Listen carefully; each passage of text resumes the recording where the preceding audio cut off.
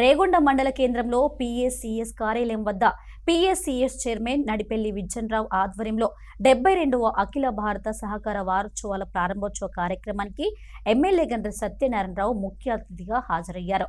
ఈ సందర్భంగా జెండా ఆవిష్కరణ చేసి సహకార సంఘం వారోత్సవాలను ప్రారంభించారు.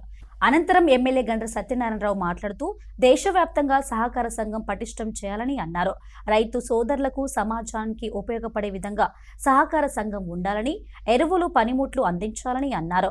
ఈ కార్యక్రమంలో జిల్లా market committee chairman Gutoju Krishnaiah, Congress party మండల అధ్యక్షులు ఇప్పకాయల నరసయ్య తదితరులు పాల్గొన్నారు.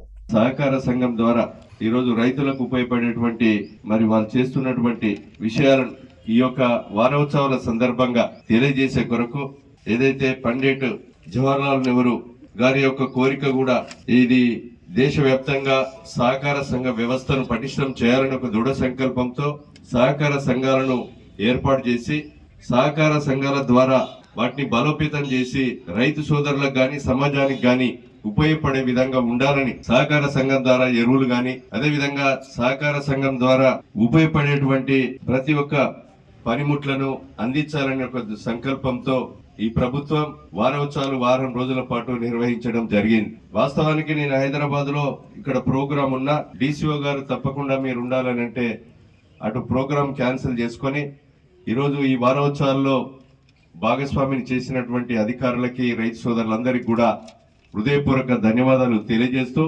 దీని తర్వాత చెల్పూర్ ఉంది, గ్రంథాలయ సంస్థ వారోత్సవాలు కూడా ఉంది.